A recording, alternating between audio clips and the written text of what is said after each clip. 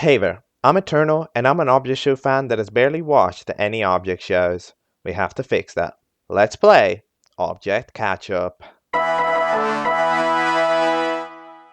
Hello there, and welcome in to Object Catchup, the series where we review object show episodes right after watching them, whether they are new or old, famous or unknown. It doesn't matter, we will get to it all.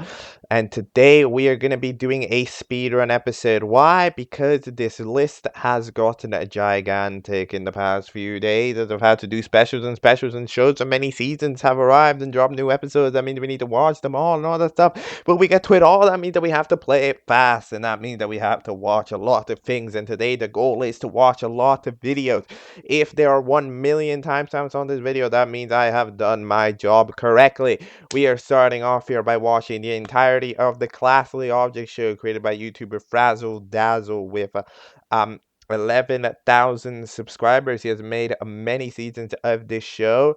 A lot of them have been quite successful, getting over 1,000 views very consistently and peaking at over 3,000 views. Let's start off with where it all started 8 months ago with the Classic Object Show 1. This is my 563rd object show. Let's go.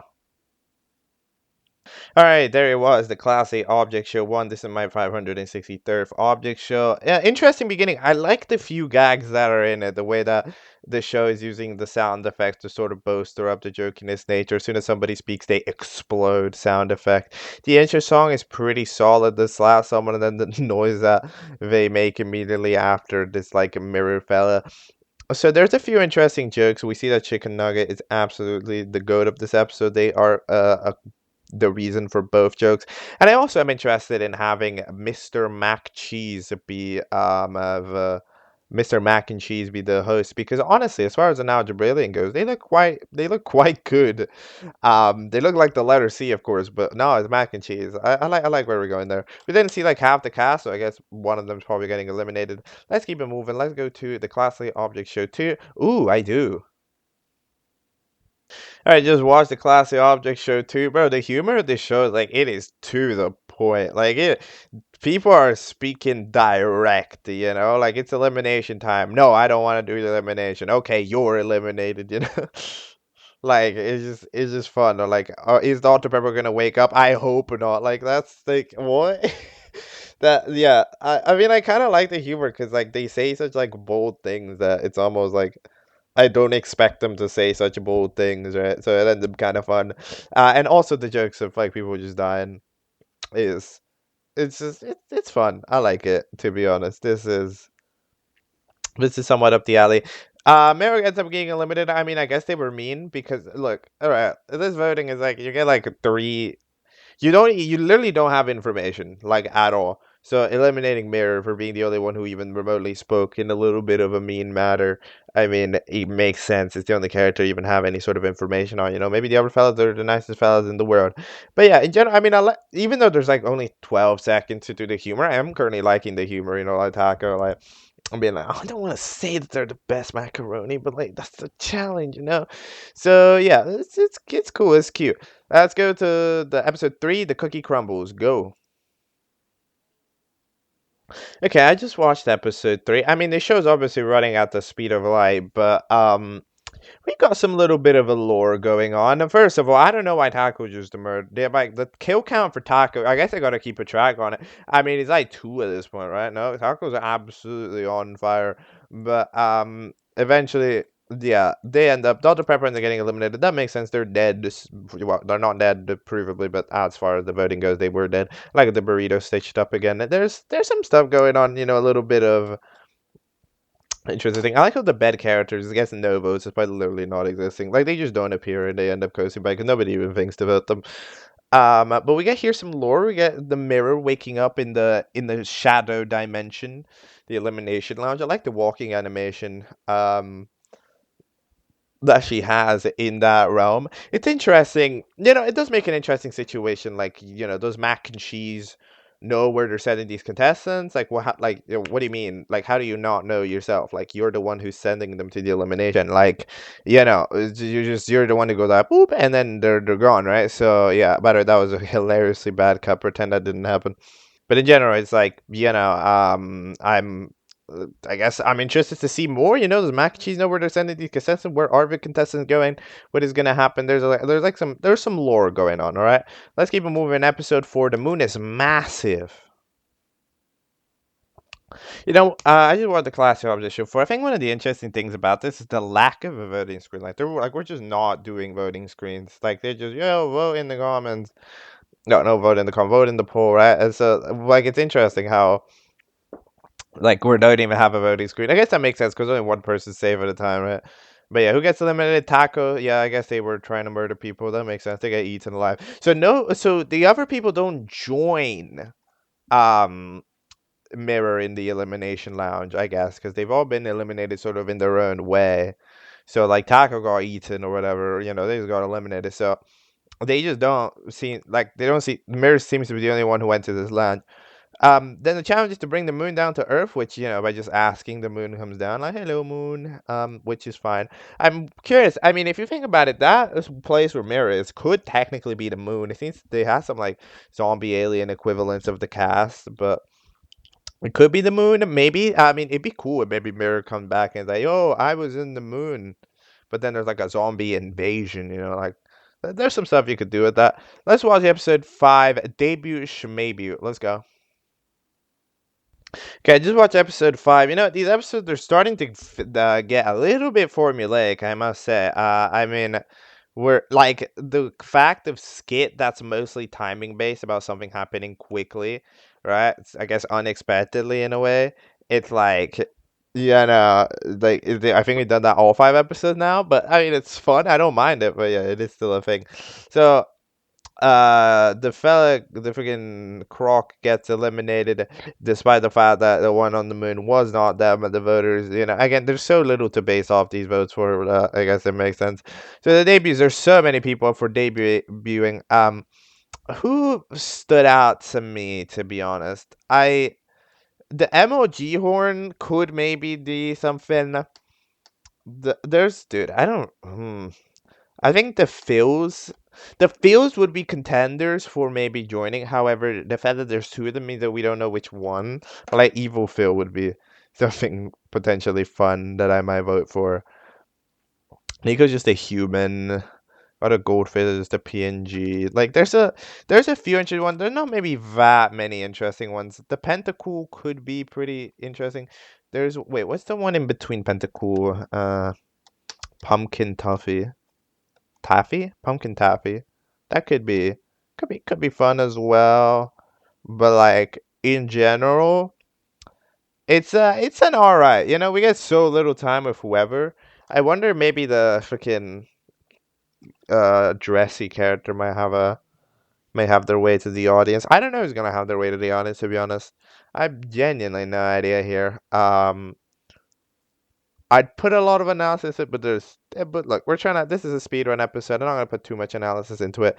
I would probably vote Evil Phil because I think you can do some funny stuff with him, in quick amounts of time. But let's go. All right, that was the episode. So we got some interesting little details on the joining. Elimination worthy here, Mia. Not gonna lie. But then, so Evil Phil does actually get in the top 2 with 11 votes. However, unfortunately, it's not quite good for Freddy Fazbear.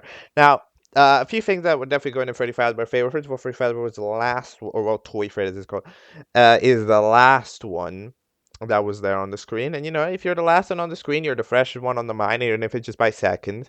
So you can go, yeah, sure, I'll vote them. And also, it's the funny option for a funny joke show, right? So I can absolutely see and understand why the choices were that, to be honest. Like that definitely makes sense. I wouldn't personally vote him because like you can, like, I understand that Freddy's funny, but you can't really do too many jokes with Freddy. Like the joke with Freddy is just that it'll be haha, it's a character that scares people, right? And that's it. They already used the joke in the challenge by having the challenge be to scare someone. Like, there's not too much else that you can realistically do. So I'm not a big fan of it, but it is still a good idea, however, to have Freddy be safe in this episode, because it's always a little dumb when the character that just rejoins ends up for Elam, because usually they get voted out immediately because of the people that didn't like the fact that they joined. So they're like, no, I don't like the fact that you joined, so I'm gonna eliminate you immediately. So at least having you be safe is a good little counteract to that. So that's all right. And I also do think that the title is smart, being that Nikko didn't debut, you know. So I think that's fun. I think that's a good. You think the title's a spoiler and then it's not. I like that. That's a good subversion of expectations. Episode 7. Okay. One of the things that I really hope is that these little shit posts at the end of each episode, I really hope one day there was a released compilation of them, just like list like every shit post from the classic of the show, because they're kind of funny. I can't lie, like the Ninja Turtles one from last episode and this one from Annoying Orange being like, "Are you blue?" That's fun. But yet again, I feel like there's less and less to say every episode because yeah, there's just a formula, you know. It's a gag at the start, then intro, elimination, somebody dies and a Buddha win, and a challenge where that doesn't really make that much sense, but just the first person to do it does it. Yet again, because I'm just not a fan of this type of challenge. I'm just saying it. I understand that it's like an object show that has like 40 seconds per episode, but like, I'm just not a big fan of this type of challenge, you know, because like we don't get to see everybody go, only one person goes. I understand that for the speed you wanna do a challenge like that because you can only one person needs to be written into it rather than having everybody go. But it's not as entertaining, in my opinion. You know, like for example, we vote in Toy Freddy and then Toy Freddy barely shows up, right? Like it's just yeah, yeah. You know, that's just the thing I have against it. But other than that, it's fine. You know, for the formula that it's doing it pretty well. And the gags at the start and end, I like nearly all the time. So, yeah, just maybe the challenges that could use some work. Episode 8, Freddy's Crashout. Alright, that was episode 8. Freddy Fazbear, the one, the only, ends up getting eliminated pretty significantly with 10 votes. Yeah, that makes sense. Again, not only characters don't like contestant without asset, and it, but like we don't like again characters that are just one joke gag is like why as well, right? So I say that, and technically jump scaring someone can be considered mean and mean character bad. Marriages comes back from the void. What not? We never really got a resolution to that plotline, you know, like we were out here fighting zombies. What happened to her? How did she? What? You know, like we could have had like a 10-second scene, you know, but now we just forgot about it. Oh well. Until she's suddenly back now with a new design. But yeah, death did in fact happen. I can confirm. Good job, Mirror, not dying, I guess. But yeah, who's gonna win? I mean, at this point, I hope Bed wins because it'd be really funny. I really hope the viewers see the funniness of having the character that literally did nothing win. But I'll probably realistically predict like Cup or something because I don't know. They're the character that seems the most likable out of the contestants because like they never get voted even though they don't do much. So I think that they're considered likable. But I don't know. Let's find out who wins. Episode 9. Boom! Can you believe that the Classly Object Show ends with a TikTok about roasting beef and then saying you ugly to the beef? Is that where we're taking? I hope that's where we're taking the inspiration from the jokes because you know I see that we're taking good sources out here. Um, but yeah, so actually, the freaking Taki ends up winning the show with 10 votes compared to Cup's 8. So yeah, those were the two likables. I guess it makes sense that the character that recently performed the best won, right? You know, like Taki was the latest winner of a challenge, so like it makes sense. So thankfully, people did not see the funny in bed. The trolling would have been funny in my opinion. I think it would have been really funny, but oh well. But yeah, with 10 votes, they were pretty close by. I guess people just like characters that are red and have lines on them, which you know, I guess we've learned that. But yeah, the prize is a slap in the face, so that's pretty cool. So thank you, Mac and Cheese, for your contribution to the show. It was great. The credits are quite funny. I can't even lie. Like we were making sure to credit everything just in case. Character credits Queso by Queso? Yes, I would presume that Queso is Queso. Yeah, indeed. Yeah, that option was fine. The intro song, for some reason, it does work for the intro, despite the fact there's been 9 episodes. I still don't mind it. Seeing everybody else get back there at the end was pretty cool. Seeing the winner be Taki. Taki is a pretty deserved winner as well, at least more than the other two. The TikTok's also fun. The episode's fun. It's formulaic. This show very formulaic because it followed nearly the same structure every single episode. But it's cool. It's cool. I don't have anything against it. But yeah, let's keep it moving. Starting with the second season, the Classy Object Show again won, titled Hey Cutie Patootie. All right, welcome to the second season of the Classy Object Show. We've got a fresh new coat of paint for some fellas. We've got a fresh coat of paint to the background, which I think looks prettier. But I'm a fan of purple. I'm a fan of slight blue, and I'm also a fan of purple gradients. This is just like the most me like me constructed background ever. Obviously, I like this. Um, so we hear our cast has a lot of recommended tests: pumpkin taffy, leg testy, swaggy, spray paint, firaz, emoji horn, and pentacool, while also a few returnees such as taco, mirror cup, bed. I don't know if I would have brought back bed because, like, okay, I understand that bed got to the finale last time, but bed didn't do anything and you didn't write anything for bed either. So, like, I understand that they did that you're sleeping, but you only ever made one joke with bed. So, it didn't exactly seem that there was too much going on. Wait, teams are formed to not make everybody go for elimination all at the same time, but everybody from season one absolutely despises Pentacool, which, you know what, fair enough. So then the Giggleberries end up winning because MOG Horn managed to turn into the asset version of themselves. How? We don't know. We don't know. But look, it's vibe. And I can't lie. Look, we're giving more screen time to the round and TikToks at the end. I can't even lie. You know what? They're good. It's a good selection. It's a good selection. It's a good selection of TikToks. I don't mind it. It's pretty good. I'm still hoping that one day there was a compilation of the mid. But yeah, let's move on to episode 2. High five. We, we gotta stop with these TikToks. Okay, that was episode 2. I like how there's Dr. Pepper, just evil leafy. They just steal every food. I really, again, there's some interesting lore you could do it. What if everybody starves because every time any food even remotely appears, Dr. Pepper's, that's mine. I will eat that. So then nobody else ever eats. So then they just get freaking, they just never eat. Like, it'd be great. Cup ends up getting out. Makes sense. People usually choose to vote for prior winners because they've had their time, right? Like we want to see new characters win. So even though Cup didn't win, Cup got so close, away 2 votes away that people didn't really want to see Cup again, especially as Cup didn't even do much. Then challenges to climb Mount Everest leg testy, which makes sense considering they test legs, they would be pretty good at using them.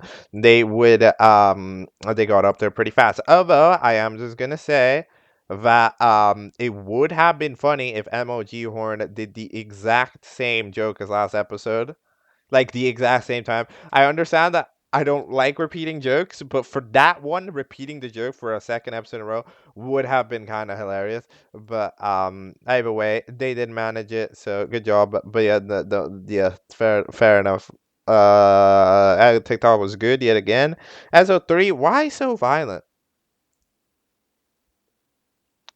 Okay, one thing I'm gonna say as well, episode 3. One thing I'm gonna say, I like that the intro does um reflect the state of things a little bit. Right? Like the fact that Mirror's mirror is broken now in the intro because of the first scene. That's good. That's good. I like that level of continuity. I can't lie. Like that's quite nice. And I also think that the Marinol scream is pretty solid.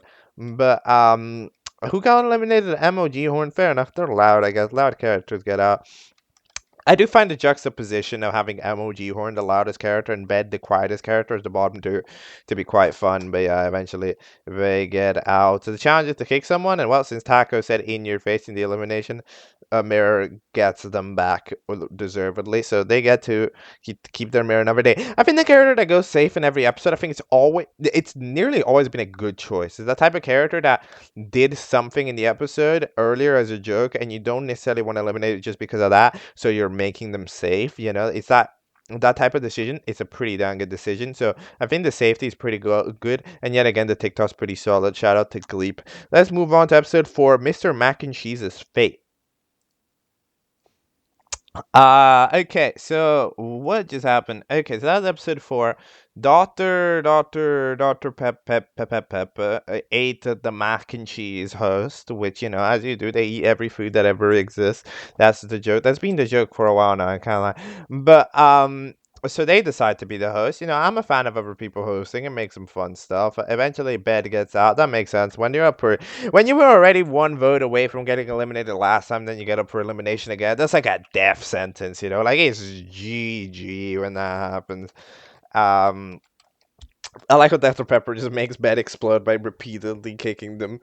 Like that's cool. So I don't. What is the challenge? I'm confused. So your next challenge. Oh, so they say your next challenge, and then who coughed? Because somebody coughed. So then Mirror coughed. So that means that they technically win because like this half sentence is like the sentence got cut off at your next challenge is, which means that the next sentence is the challenge no matter what it is because it's undeniably correct and proven law. So that makes sense. I think Mirror's safe, but generally I'm not 100% sure if Mirror was safe. But we'll just go with it. Let's take a short path over to episode 5. Truth hurts. Okay, I have no idea what's going on anymore. Okay, so Mirror was up for elimination, apparently. I think maybe I don't know. So they end up tied with points. With what the hell? With Tuffy. Okay, so they end up 7-7. So according to the fella, they're both out. A plane freaking crashes on them, so they're both just dead. Okay, cool. And then the challenge is to get the Master Emerald, and then Fire Guy that I completely forgot existed. I'm not even gonna lie. Ends up just being that they're not real. So then Dr. Pepper is just absolutely going insane over that. But then who won the challenge? Is everybody up for Elim? What is the challenges?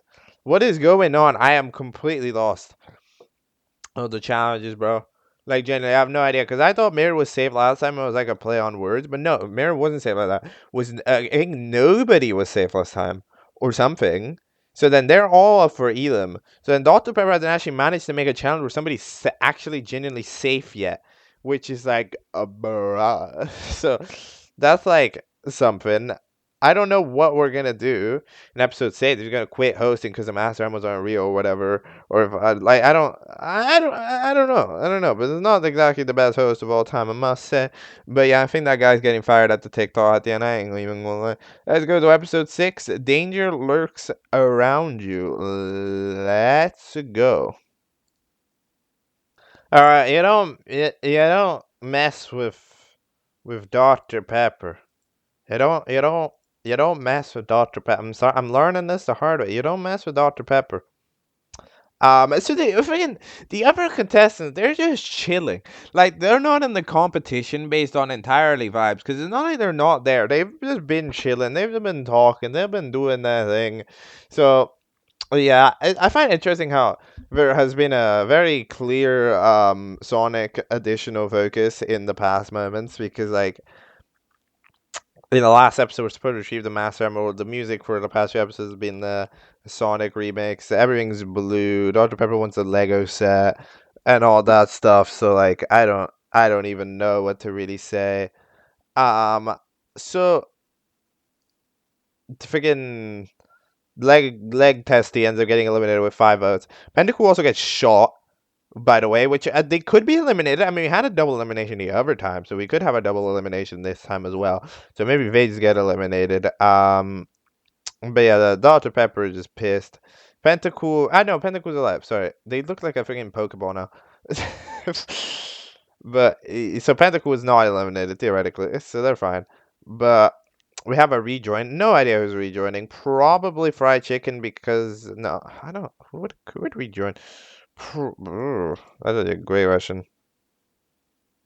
Wait, who I'd say probably Burrito. Cause no, I don't. No. I'm not saying the same. I'm saying Croc. I think Croc rejoins because got the most screen time out of the rejoiners. Debating with Taco, which is kind of fun, appeared in the other episodes as well. But it could be Burrito by the logic of the person who did worse in the last season joins, which is something that do a lot of rejoins. But certain these rejoins are so out of order in the way that they're ordered. Maybe not. I don't know. Let's find out. Let's keep it moving. Episode 7, they love crushing a loaf. All right, no TikTok in this episode because there's an actual post-credit scene. All right, crazy. But so we have a rejoin. They're all locked up in cages, except for Tiger. Ends up in Pentacoo's basement for some reason. Do I know why? No, I don't know why. But they've been there for a while. How many days? 5, 10, 15, 20, 25, 30, 32 days. So that's a, that's a that's a good amount of days. But yeah, the host eventually comes back. Dr. Pepper. I don't think Mr. Mac and Cheese is coming back. I know Mr. Mac and Cheese is coming back in like a minute, but like Mr. Mac and Cheese doesn't even seem to be coming back. We guys have this guy host. This guy sucks. Come on, Mac and Cheese. We need like the sequel, like Cheese and Mac or something. Like like we need somebody. But eventually, yeah, Burrito rejoins. With absolutely the power of the rejoin just being vote whoever did the worst in the last season is so true. Even for a big object and for small object, it's just a thing. Like it's just a thing. I don't really know why. Like even if you don't like the contestant, but you just like there's such a like a thing to have them rejoin that I don't know. It's kind of crazy. Um, they ate all the pink beanies though, so the promise broken, so they're probably getting eliminated next time. Jab Black is there. To be fair to Jab Black from Minecraft, I do think that the joke of the flint and steel and then they burn is funny. I found that funny. I can't lie. I thought it was humor, so I must admit that I found it funny. Okay, keeping it moving to episode 8, the new character. Alright, that was episode 8. I'm glad the TikToks are back. Got a Jack Black TikTok. Technically, that would be canon to the show, no? Because, like, with Jack Black is real, like, in the show, you know? So, anyway, that Jack Black does is real. Pentacle, this one has become Swiss cheese. The freaking fiery guy that I don't even remember the name of Fire as ends up being on the rocket, which to be fair, they do look like a meteor. So I do think that it is the most fitting elimination for them. But yeah, they end up getting out, and then a new character called the. I don't know what they're called, but they're like some weird, goofy pill fella. They're being hello. Dr. Pepper does not deal with it, so they just like get him out, and then Burrito gets him out. So good job, Burrito at least survives another day. I must say that this is a thing that they do in B&B, you know, they do say to eliminate profiling, but you know, it wasn't 4. Dr. Pepper might be better than 4 because that episode was like 20 minutes. This challenge to like 10 seconds. So Dr. Pepper better than 4 Fury. Add that to the power scaling, and I think we could be talking. I'm just saying. You know? That like yeah. Okay. Let's keep it moving. Episode 9, Dress to Press. Okay, alright, let's go. Okay, that was episode 9. So, Dr. Pepper not gone yet. You know, the first gag is that they're dying, but nope. They died, but they didn't die because they're back, because they're just better than that. I'm missing my mac and cheese. Where did my mac and cheese go? Please, mac and cheese, come back to me. But, the elimination, everybody is up for elimination because no, everybody's tied at 6 votes apparently, which is pretty crazy by the way. But apparently this guy, which is a freaking, I don't even know, like a pointy arrow thing, ends up voting Taco because of a prior interaction that happened 2 years ago apparently between them. So yeah, that's what you get, Taco. So so they end up leaving with the free candy van, which is it's pretty fun. And then the challenge is to not press the button, because they're playing Simon Says, so the Swaggy Spirit player ends up being safe because he did press the button. Does that make sense? No, it absolutely does not, because of course it is not the logic in literally any other challenge, right? But you know, it's why not? It makes a gag that's funny, and sometimes trolling Burrito is one of the funny things that you can do. I mean, that's all that we're doing in this episode. Burrito thinks that Dr. Pepper died. No, he didn't. Thinks that the challenge is not pressing the button. Yeah, they didn't, you know? like, Burrito got absolutely omega trolled here in this episode, which is kind of fun. I also, the title is pretty cool. I like the dress to impress joke, but it's like press, because like pressing the button. There's no dressing, but you know. Episode 10. Can I get one Yappachino? Okay, so that was episode 10. Half of it is just a gag, the pre-gag, because of the Dr. Pepper being the. Okay. I'm gonna be fair. I don't like this host. This host is meh. Like, I was already bored of this Dr. Pepper guy. Like, before this bro became a host, because like the only time they ever did was to make a food like joke, right? So like like, now that they're a host, they're significant. They're like also, it's still not as interesting. Because they'll just host an elimination, go like, I don't care, with like any challenge, and then they just add dumb and want food. Like, it's just not that deep, you know? Like, it's not a great host, in my opinion. Can't lie. But, eventually, Pentacool gets eliminated. Fair enough. They are pretty damn dead. Then who else gets moved on? Yeah, the final two, which is the Swagger Spray Paint and the Burrito. So then we have a vote to eliminate or a vote to win. I don't know, because will the voters vote for one of us to win? No, they'll vote for one of us to be eliminated, but it says vote for one to win. So I think Dr. Pepper is wrong. I don't know, but if it's a vote to, I think in both cases I would predict Swagger Spray Paint would win, because Burrito's a rejoiner. Usually rejoiners don't win the show. Right? It's pretty rare for them to just win. But like they'll go back in, but I don't think they'll usually win the show. However, if this voting is confusing and we have a reverse, I could see Burrito winning. Whereas like the voters vote to win, and then Burrito's like, no, you're eliminated with the most votes. I could see something like that being played out. However, I don't know. But I guess we'll have to find out in episode 11, which is, I believe, the finale. Tip for tat. Let's go. Alright, so that is the finale of the Classy the Classy Object Show again. So Bendicool isn't dead, but they go back to check into the basement where Ataki was just left there to rot by Dr. Pepper. We get a compilation of every single elimination thing, which I gotta say, I think is pretty good. Because to be fair, that is one of the best moments of the show. The way, like, they have found many creative ways to eliminate contestants before, so that is pretty good. And actually, fair enough, I got it wrong.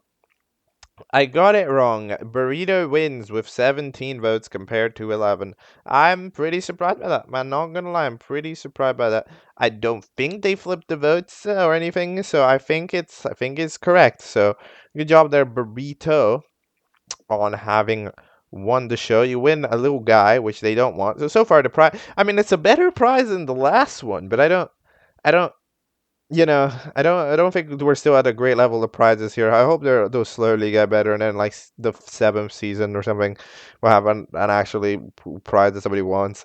Yeah, Dr. Pepper gains a death sentence after going to a judge with Pentacool. They get crushed. The can gets crushed, which is fun. Um, we get a joke at Mirror's expense and a post-credit scene of the Dr. Pepper Memorial. And there's nobody at the Dr. Pepper Memorial. Yes, I agree with everybody in the show that this bro sucks.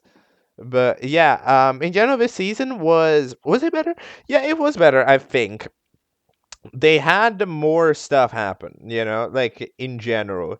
It wasn't as formulaic, which is something that I found quite nice, like they had some switch ups and stuff, not too many, but it definitely felt like this show had a little bit more of an average switch up than it usually did, right, in the last season. So especially with the host swap and everything.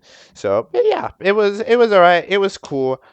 Now we gotta keep it moving, heading into. Also, why is the tit for tat, like, that's just a song? Like, why is that the title? Whatever. Um, and now it's time for the latest season, the one that is significantly longer than the other ones. Starting with episode 1 of a Triple Down, third time's the charm. All right, then let's watch it. All right, I just watched episode 1 of the Classy Object Show Triple Down. All right, guys, we need to invent a bomb plot or something to like get this Dr. Pepper guy out of here. This is not the way. This is okay. So he remains the host for this season because he just comes back. He just TPs themselves back in. But then we have a new set of contestants. So we have Pumpkin Taffy, Let Testies, White Experiment, Circle Buddy, Taco, Burrito, Taki, Cup, Fried Chicken, Pentacool, Shark, Jelly Lamp, Mirror, and Mirror. This cast is a little interesting because there's a bunch of people that did pretty damn well in the last season, like Burrito being back, for example, which is like what like it's kind of weird because usually the winner didn't join back, but now they did. But anyway, the team generator ends up generating this after battling, debating with themselves. Um, uh, the fish apparently is European or something, they're like British. So that's what is up with them. Then Taki and Taco are beef, and Taco just beefs with everyone. So the team names are the Jingle Tingles and then the Pringle Mingles, which it's pretty damn similar to the ever season, to be honest. So the challenge is to get a prize. Mirror gives some pork chops. Dr. Pepper doesn't like the pork chops, and apparently the freaking Circle Buddy ends up giving them a trumpet from a music school. And Dr. Pepper is obviously enamored by it because Dr. Pepper doesn't make any sense. So we are gonna we still got our classic little TikToks and all that jazz, which is pretty fun. I am curious because again, the other episodes are get progressively longer from here on out. Like every episode is longer than the next. So I don't like to be honest. I can't even with the way that this show's paced. Like they need to actually would need to just make a challenge that you actually have to do for you to be able to have an episode longer than this length. So I'll be very interested to see what even happens. The second episode is called Answer It Right and Sit Tight. Let's find out. Still pretty short, but it's longer. Let's find out. Alright, so that is episode 2 of the Classy Object Show, Triple Down. Now, so that is interesting. Circle Buddy gets a new design. Is the first interesting thing of this episode. Do I like it? I actually do. I actually do like it quite a bit. I think it looks quite nice. Especially when there's a whole open mouth, and then it ends up as like the black mouth all over like the white background. Actually, ends up being pretty designed. Not just pretty. It's actually a good design to be honest. Definitely one of the better ones of the show to be honest. Even though it's literally just a circle, it ends up being a pretty nice black and white circle to be honest. So, I like that.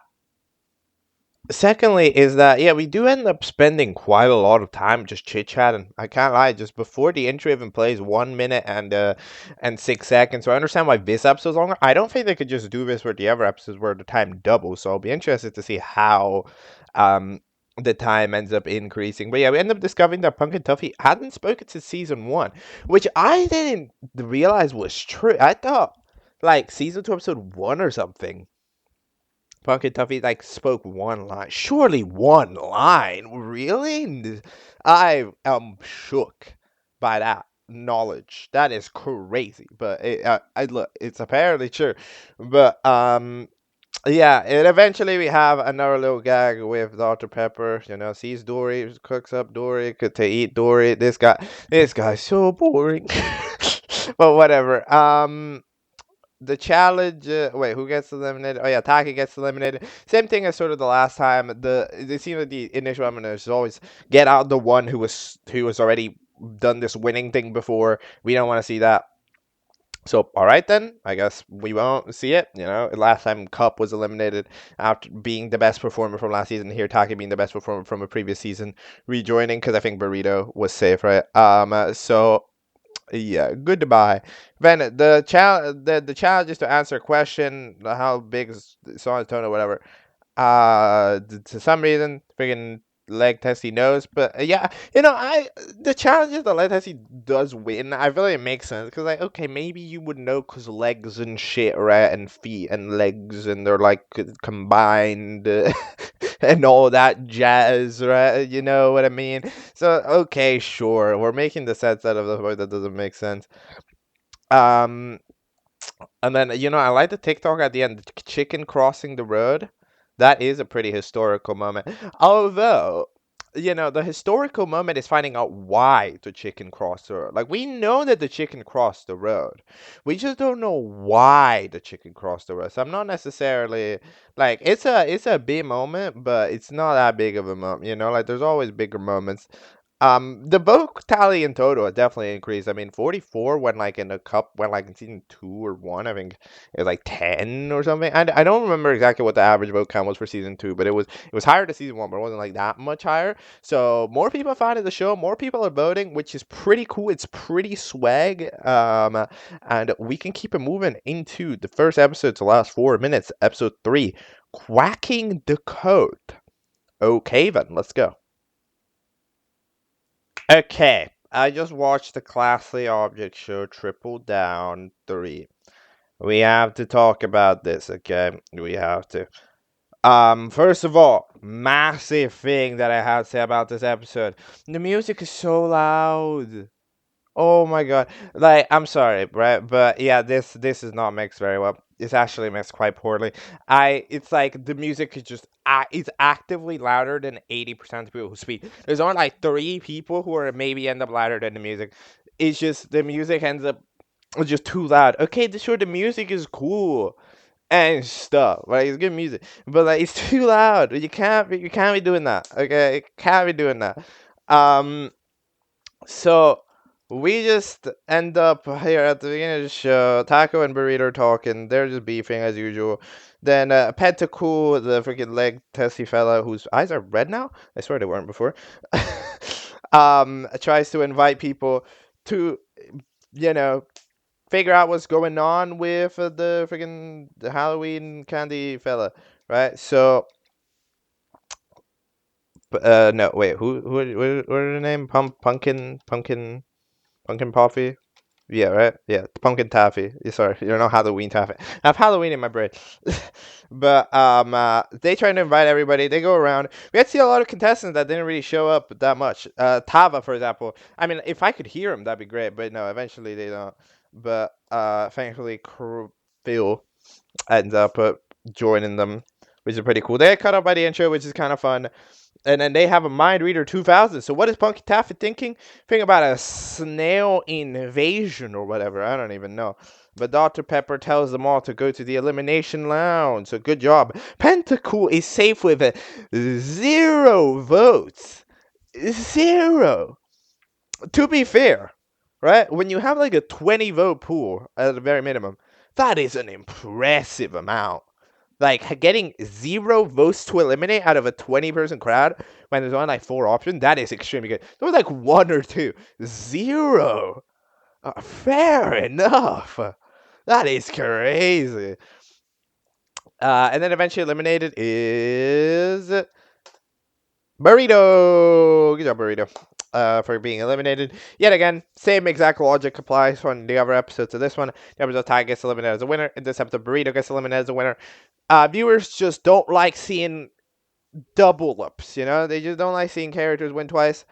Fair enough. I guess that's just how it is, no? So they eventually go over to the desert where they pick up a new assets cube that gives them new assets. Now, so they certainly get new assets, all right? Are they better? I'm sorry for asking, right? But are they better? I don't know if they are. Like, the mirror, I guess, gets more fancy. I guess. Like, I guess, like, the mirror, we don't see all of the new assets. Mirror just gets more fancy, but now the crack is formed, right? Which is okay. Dr. Pepper loses the roundedness of a can and this becomes a square. Why are you a square? What are you doing? Why? The Dr. Pepper assay is worse, surely, right? Because before you have a can that looks like a can and has the curvature of a can and everything, but now it's just worse. Because you've just turned them into a rectangle with Dr. Pepper on it. It doesn't even have the right aspect ratio. Like, what? That's not right. I don't think who else shows up? Uh, oh yeah, we got to see a couple of the new assets after Dr. Pepper just freaking animatics the mirror because this fella is OP now. Could you? I don't like Dr. Pepper. All right, so what are the new assets? Are there new assets? Pentacool has a new asset. They look more like a hat, I guess. Um, Taco and the fish pool, they don't look very different, at least from where I've seen. The leg Tessie also looks pretty similar.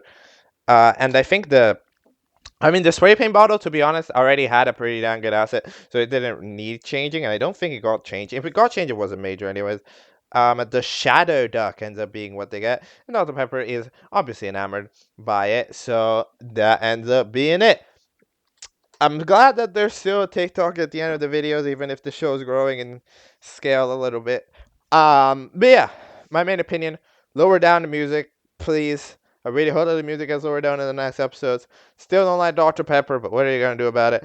And yeah, let's keep it moving.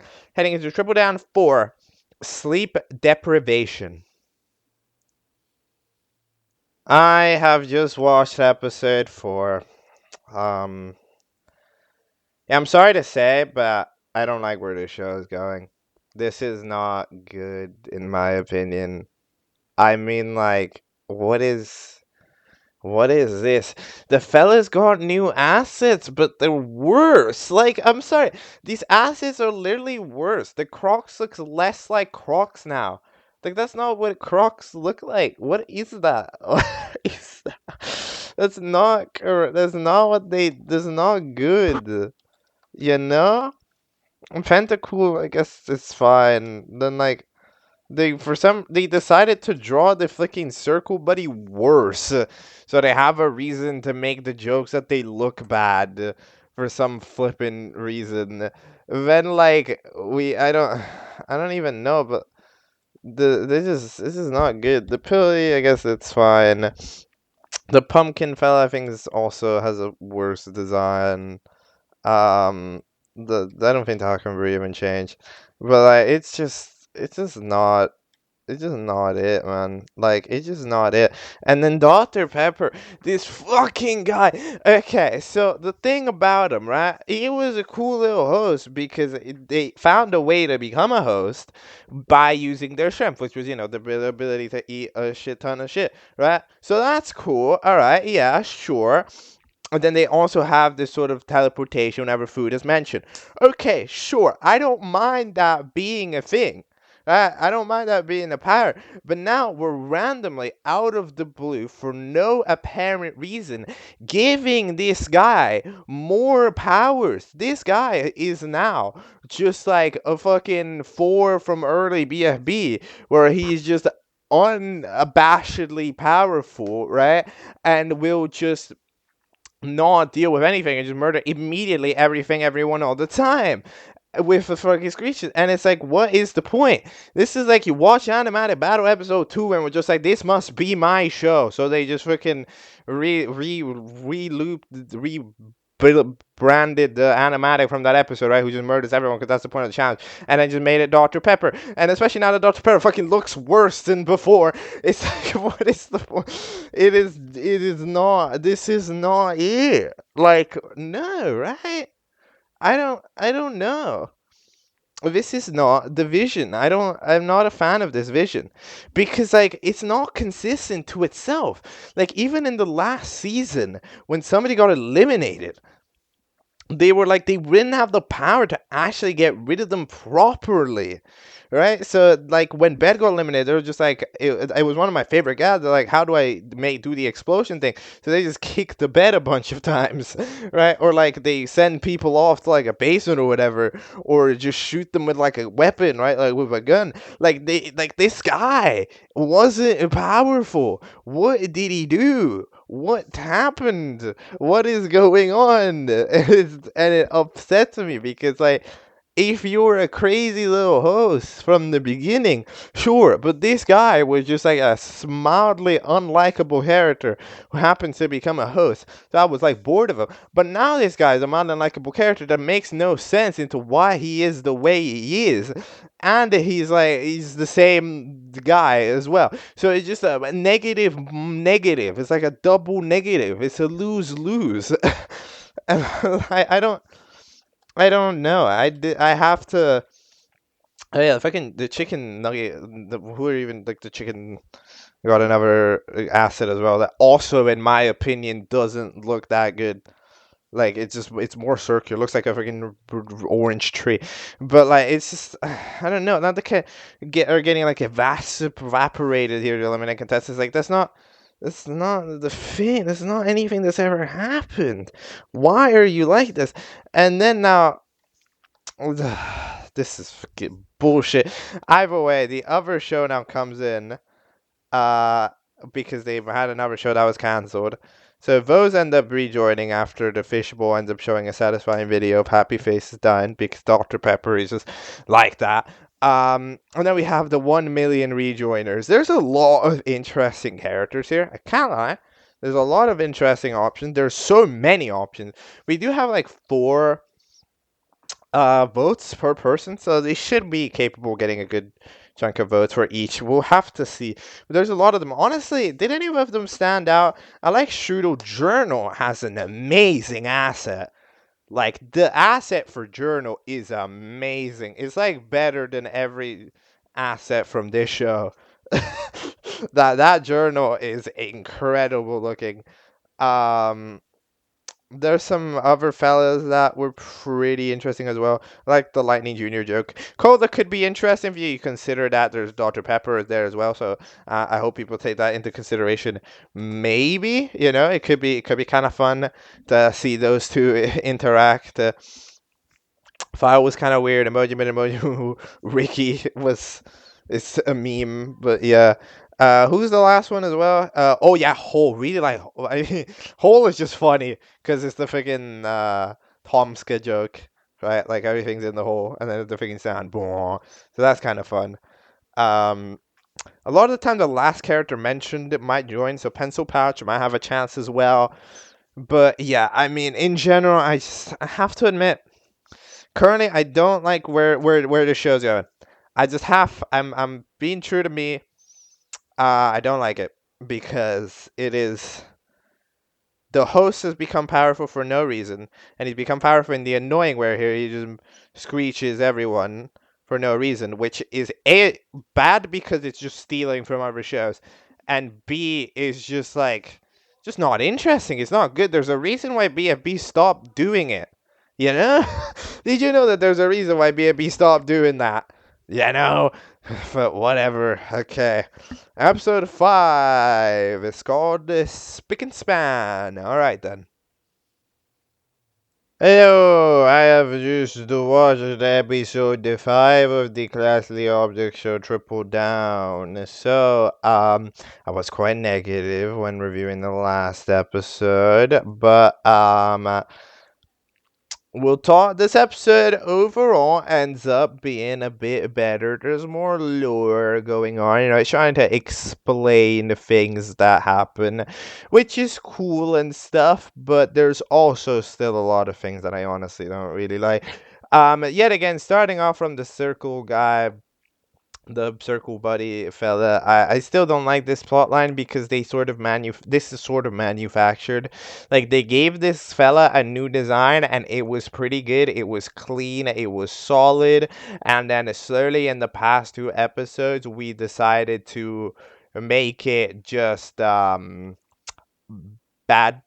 Like you just decide to draw it worse and worse, and it's like if you draw it worse and worse, it's gonna look worse. But it doesn't make sense why people found it ugly when it was good. It's like you're forcing it in to happen a little bit, which is kind of a little bit of a bra moment, in my opinion. But oh well. Then Taco invents a fake show about Taco that turned Super Saiyan and give her biggest ops, which is Mirror and Crocs Loki. That was pretty fun, to be honest. I kind of enjoyed that. Burrito comes back as a Crunchwrap Supreme, which is also kind of fun. I can't lie. They continue to just be beefing, but then it turns out that yeah, Chicken Wing fella ends up getting friggin' in the same way that everyone that Dr. Pepper did to everyone else. But no, Dr. Pepper didn't do that one because it was apparently Mirror, right? Because Mirror in the post-credits scene in the last episode. But everybody realizes suddenly after like 3 episodes or something that, oh no, this cannot be the real Mirror. It cannot be the Mirror that has been with us longer than the other Mirror. No, it cannot be. But then the other Mirror, the original Mirror, comes back and it's like, yes, you are fake. So good job on um being fake. So they are back. Yes, again, the real one is back for more. So good job. Then for once, actually, Dr. Pepper doesn't just straight up steal food from other people, which is pretty nice for to see Dr. Pepper not always get what they want. But then the rejoin votes. So the rejoiners are Pink Lemonade, Flip a Clip logo, Light Bulb from II, and Riggy. Holy wow. That is rough. That is not the best set of people ever. I mean, like, 3 of them are just straight up jokes. Like, it's just one gag character. Right? Which is okay, but the characters that were in the show already weren't really that much of joke characters. So, like, having Riggy, Flip a Clip logo, and Lightbulb from my eye, that's tough. That's a tough trio.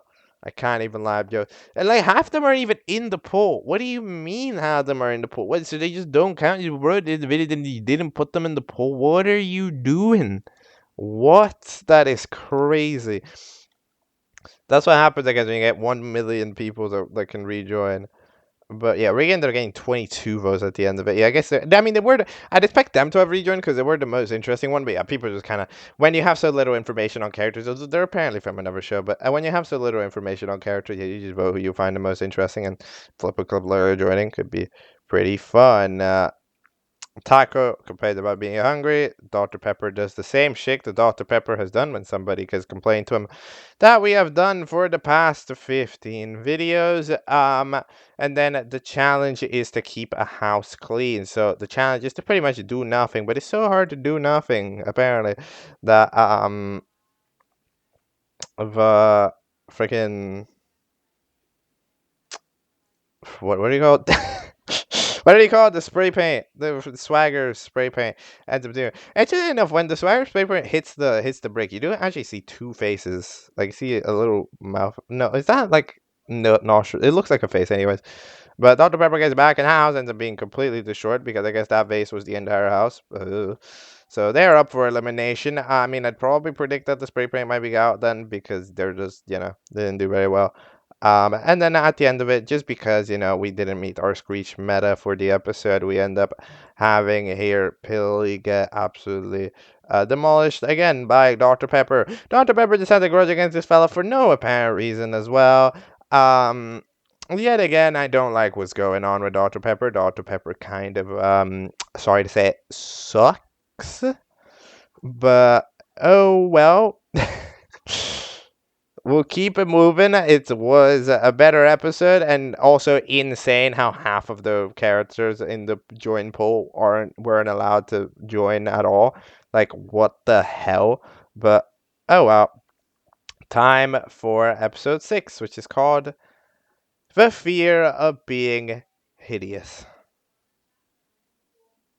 All right, I have just watched episode 6 of the Classly Object show, Triple Down, The Fear of Being Hideous, and that is more like it. That is more like what I like to see. So, most characters end up getting new assets, and immediately from the first second, I was like, yes. you know, because like that croc looks like a croc. I don't know how. I'm so sorry to whoever made the acid every time, but it was so off. It just wasn't it. You know, it just wasn't it. Which like I don't necessarily mind if an asset is inaccurate, but like if you're specifically updating the asset to be more accurate and then it becomes more inaccurate, it's like what the hell? So it was interesting. Dr. Pepper also got new acided, I believe, right? Yeah, if I'm not mistaken. Yeah, they got a new asset, which yet again is way better than the square. Um, I don't know. Yet again, it makes me ask the question: why were you a square in the first place? That was so bad. I'm so sorry. It just wasn't good, and it makes it weird because we actively chose to do a downgrade. Like, huh? That doesn't make like any sense. But oh well. The pilly fellas end up apparently they're a species, so that's why they keep coming back despite not being revived, which is interesting. Then Pentacool does a reminder of all of the times that Dr. Pepper was evil, which you see, I think that this montage perfectly demonstrates my point actually. So you see, the methods that Dr. Pepper murdered people in season 1 2, they were relatively like base level, they were relatively baseline level. Like they were cooking up a fish or using a rocket that's gonna explode, right? Or using a gun. Like they weren't just themselves an eldritch being of level of power, right? But now and then randomly, the entire second half of the montage is it's just that one bloody episode where this fella decided to do animatic battle again and just turn into a freaking screecher. Like it was such a creative direction. Genuinely, it was so not good. And again, that is like the entire second half of the montage is just that 1 to 2 episode like freaking the range or everything was the same, and it wasn't good. But I'm hoping that we realize eventually the freaking cool guy ends up putting on the glasses and turning blue. So that's a new asset. Didn't really need an asset, but hey, a new asset is a new asset. Looks pretty good. Then the circle buddy ends up being eventually infecting Pentacool by touching them. All right. Yet again, as I previously stated, I'm not a big fan of how this whole circle buddy is ultra ugly thing because they weren't and they were forced into being it. However, it's okay. Now that we are doing that, it's fine. Taco, I don't think ever got a new house. I think Taco ended up just remaining the same, even throughout both of the past ones. Eventually, Dr. Pepper ends up eating the burger. I like the. I don't know if the close up of the burger is like a custom one, or if it's ripped out of something like SpongeBob, because I know SpongeBob likes to do those types of things. But this custom drawn is very good. Then they eventually end up going to the hospital, and we end up getting another host, which is who even are you? You're like a purple. I thought you were like rainbow marker, but you're rainbow glue stick. So they're like sunshine, lollipops, and eating babies apparently. So that's interesting. They end up just being a host. They host the show without being insane all the time.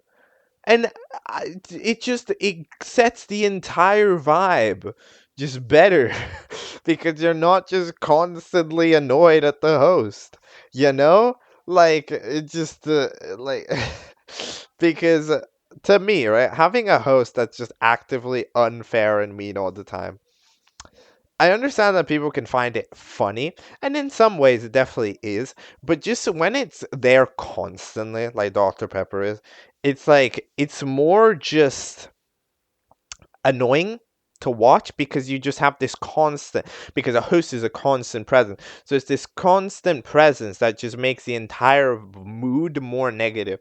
So it's just not good for a show to have it, right? Which again is why, in my opinion, BFB switched it up the way they did. Or if you look at the first few episodes of BFB, the 4 is so bad. But as more time goes on, entering into later BFB and into Teapot, like 4 is fine because we have chilled the fuck out, and that's much better. You know, like a lot of people still like those early BFB episodes, and I mean, I personally like them, but like not because of 4. I like it because of the jokes within the episode, but not because of 4. 4 was pretty bad, so yeah, it's whatever. Anyways, eventually the eliminated contestant ends up being Flipper Clip Logo, which doesn't end up really doing too much either. But they end up being eliminated rather than Circle Buddy.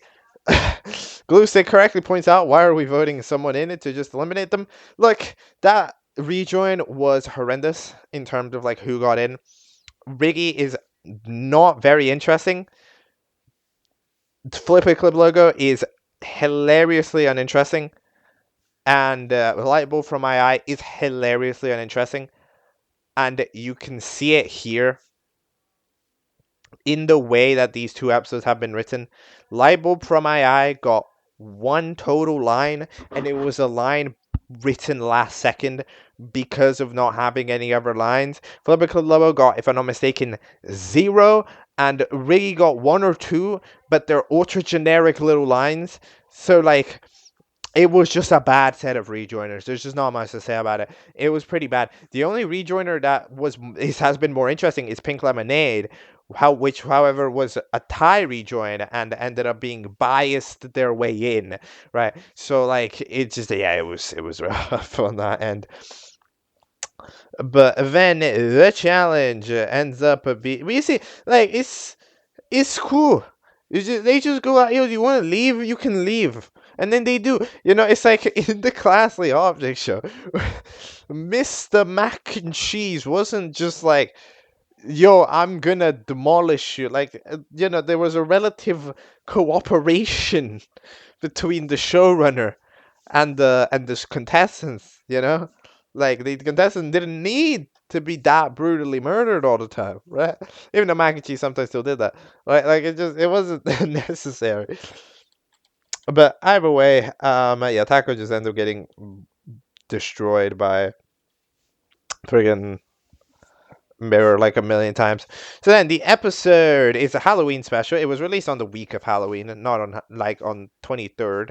So 1 week away from Halloween. But yeah, it's a Halloween special, which ends up that Pentacool is infected with the ugly virus and then infects the taco stick? No, the glue stick.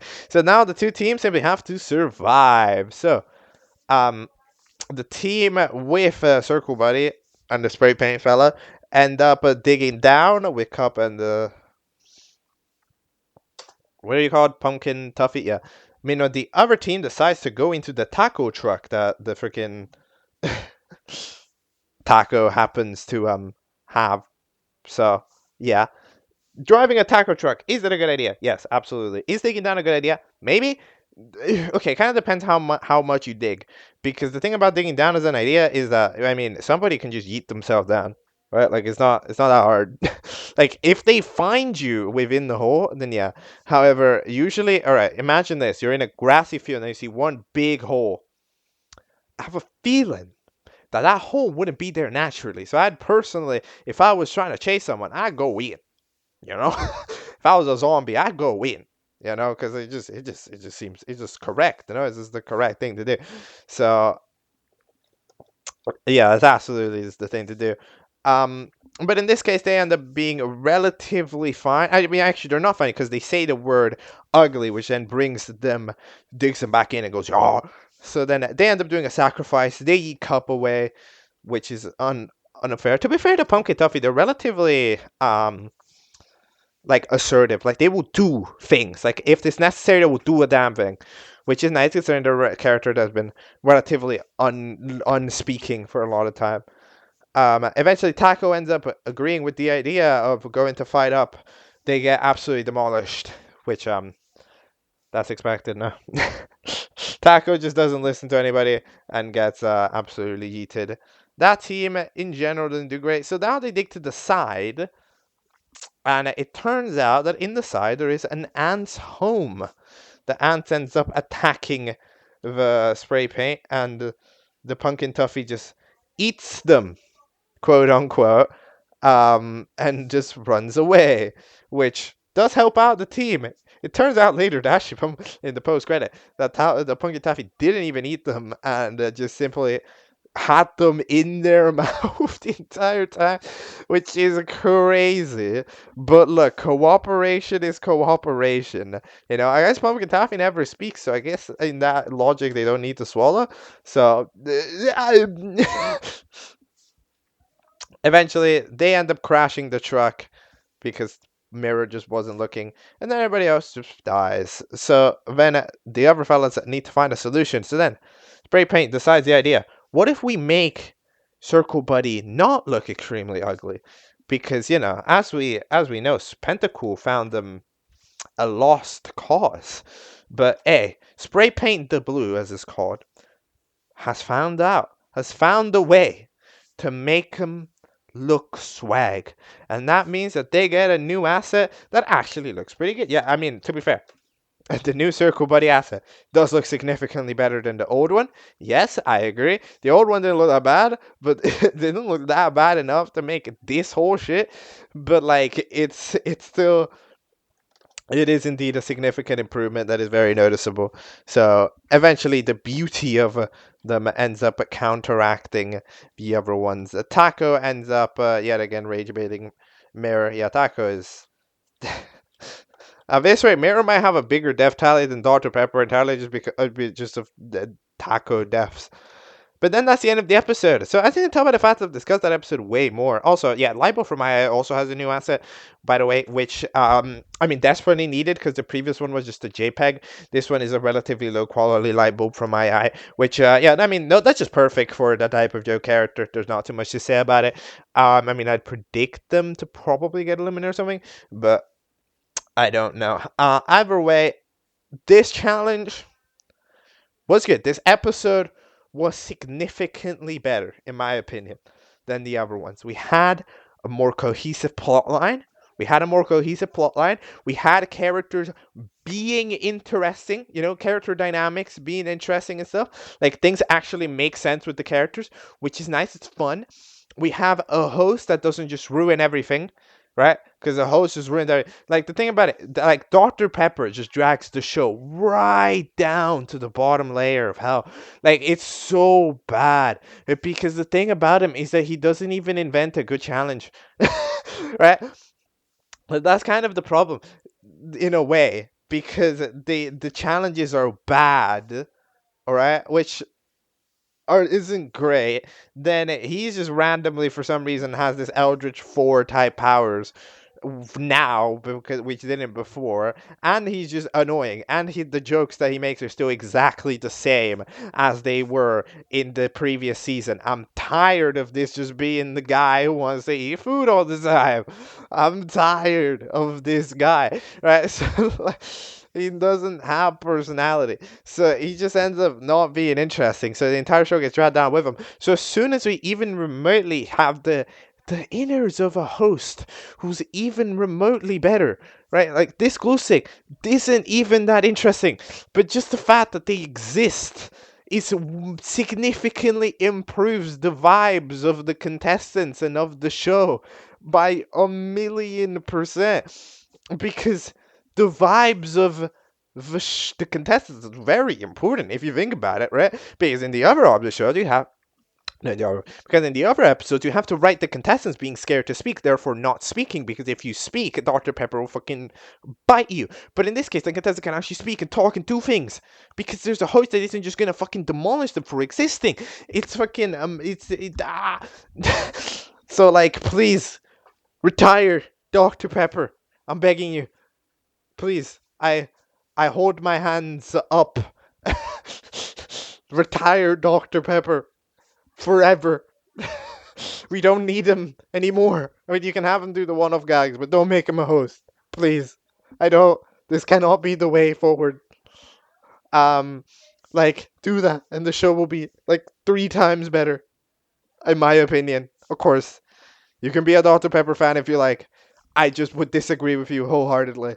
I think that Dr. Pepper is the entire reason why the show went mega downhill, and the random asset change that made every asset worse. But that one also was quite bad decision. But other than that, the show is pretty solid. Just Dr. Pepper, just Dr. Pepper that ruins the entire writing of everything. So like that's it. As soon as we have an episode where Dr. Pepper takes a backseat, it's just good. You know, like more of this, less of Pepper. Okay, look cool. Are we good with that? All right, keep it up. I guess we'll check out more episodes. I had to just take this time to rant about them. Next.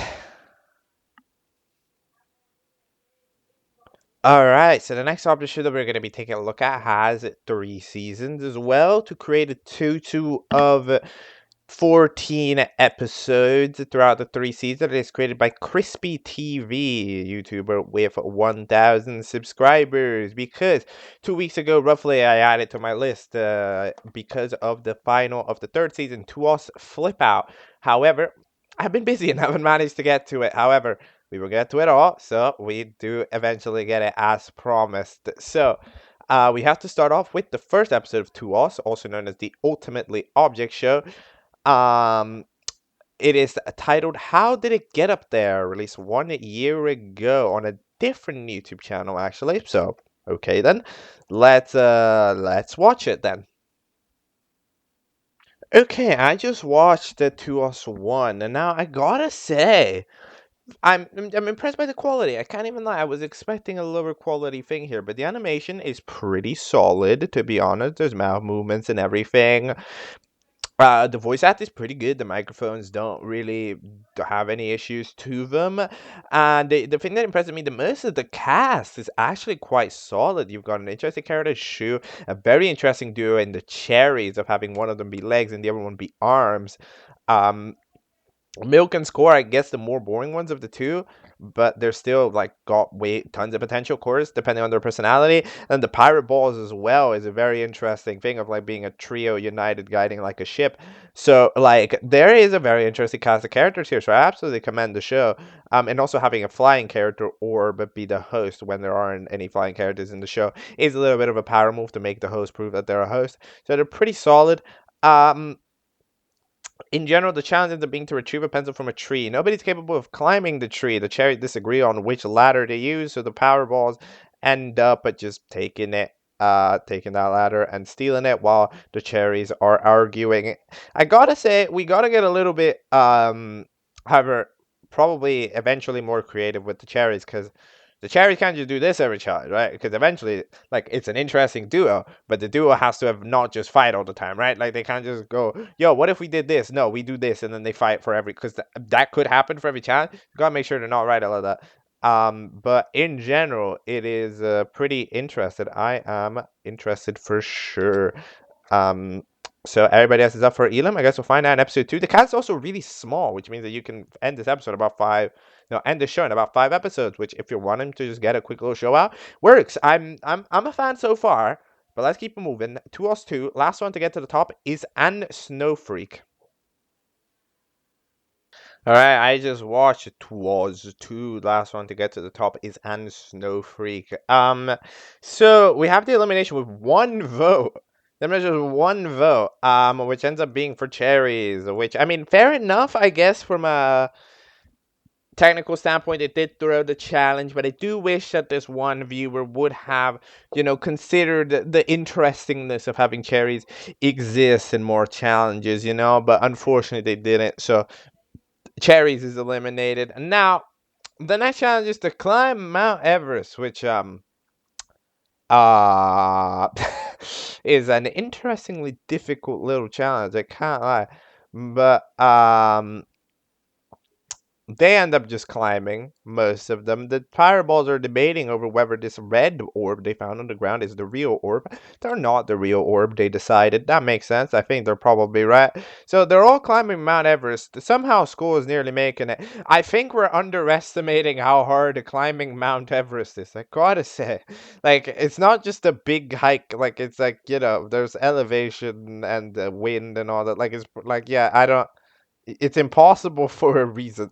But either way, the fellas are struggling, and right as school's about to get up there, Milk uses a jetpack that they find. Conveniently placed jetpack. Also, when Shu falls down, they enter a conveniently placed volcano. There's a lot of conveniently placed things in this episode, but oh well. A good job, Milk, on being safe. Who's getting eliminated? No idea. But then we find out that the orb is angry. The red orb. The red orb is angry. Evil orb. I'm gonna call it the evil orb. The evil orb because it's an evil orb. The evil orb is angry. So let's see if that will get resolved in episode 3 called Clash of the Clones. But I gotta say, I do like where the show is going. The way that this show is trying to set up plot lines, is trying to do stuff. I appreciate it for that. But let's see what is gonna happen in the Clash of the Clones. All right, just watch Clash of the Clones. It was a very quick little episode, but a lot happened. So, Evorb, or as we know him, Orb the Second. I like how this bro is like, "You're my son." Okay, sure, you can be my son. What? Either way, they end up having the voting. Shu gets eliminated. According to the Powerball, they did nothing at all, which isn't true. They did fall into a volcano, which is something. Although I wouldn't exactly say it is a positive thing to have happened. So, you know what? I mean, fair enough. Um, then we have Evil Orb. Evorb eventually come in and try to take over as host. Like, haha, I lied to you. I'm not Orb the Second. I am Evil Orb. So then the Orb just makes challenge, defeat him. And Skull recharges him with a hammer that they found and gets died. Then Milk pushes the Powerballs out of the way to try to protect them and then dies in the lava, melts in the lava. However, oh, no way. Powerballs gets pushed into a conveniently placed button that charges up that activates a conveniently placed wrecking ball that happens to strike at the convenient place where Evil Orb is conveniently placed. There's a lot of conveniently things that are happening quite conveniently in this convenient show. Conveniently. Um, that's just the one critique I have of it, like stuff happens and not that it doesn't make sense that it happens, it's just we don't see these details until they happen, so they seem so conveniently placed, right? If we saw that volcano for some reason be a thing mentioned before, and then it just happens that you fall into it, doesn't feel so conveniently that it's just there. Like, why is there a button on a wrecking ball there? What was it going on? I don't know, but like it's there now, so yeah, it's just whatever. TUOS 4, the Orb Show.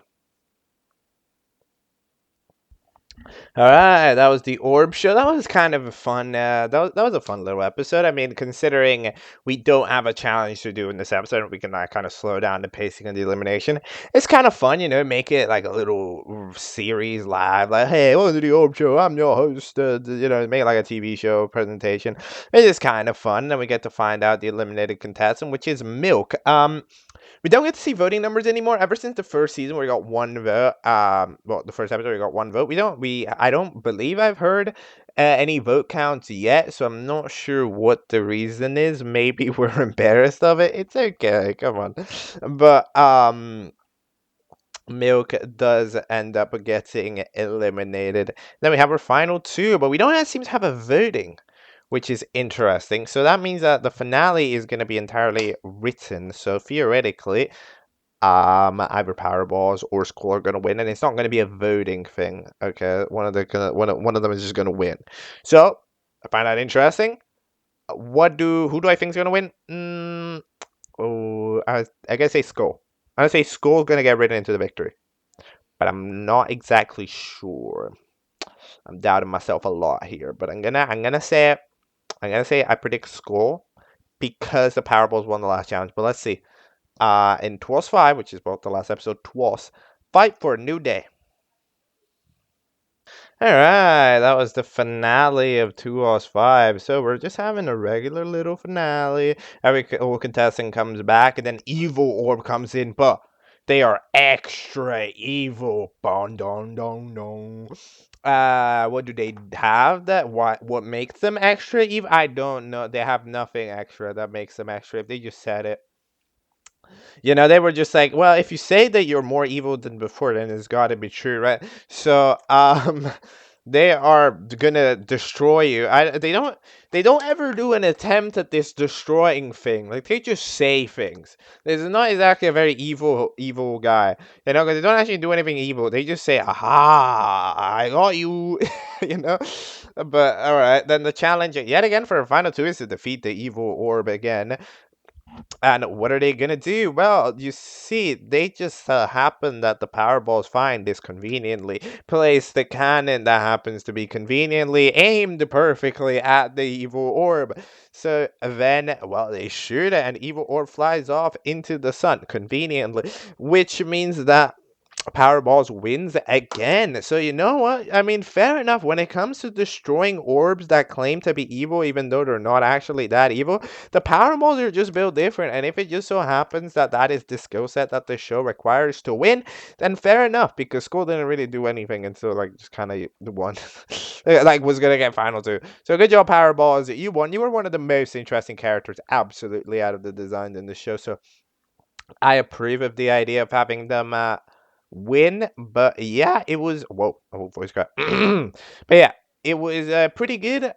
I am interested to see if the quality picks up in the second season called TUOS, which I'm not mistaken is the 30% object show, I think.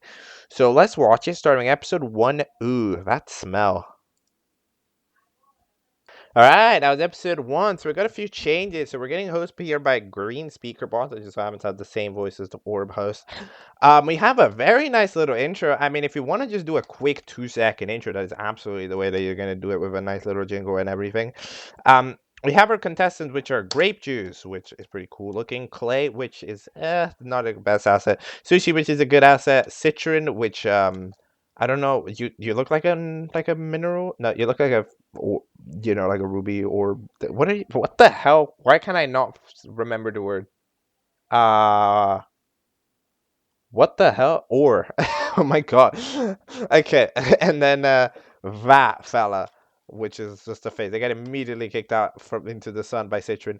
I have to agree with that. That is the best thing to do. They enter into the sun, which has a face now. I hope that has something to do with evil orb being there.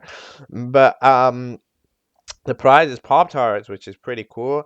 One thing that I will appreciate is that we did see when the prize is announced, every character do their own custom excitement like pose, because so many object shows decide to take it as a free BFB joke, right? And do the BFDI mouth go and opening and closing. So seeing a unique bit of spin on it is quite cool. The challenge is to climb the trash can, and before anybody else can even think of it, Grape Juice just climbs it up. Very nice little animation of them climbing it up. Like the asset doesn't actually change, but the way that the camera shakes and then eventually the speaker boss pops back into frame is pretty nice. So there's some more creative camera shenanigans going on here than in the other show. Who's getting eliminated? I have no idea. Maybe Citron because they were mean. Let's keep it moving in episode 2, which is called Yeet Off the Cliff.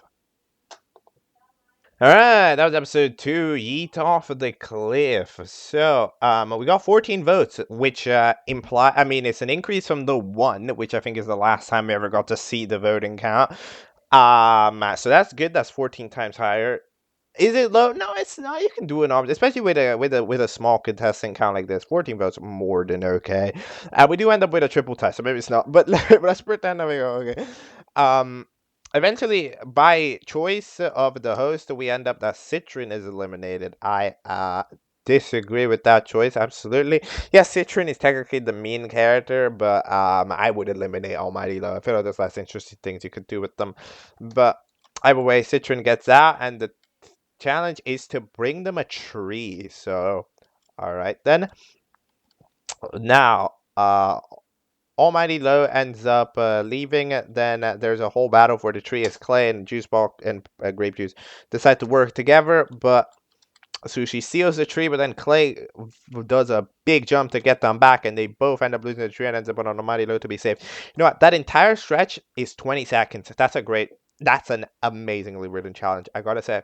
For 20 seconds, we got to see everything.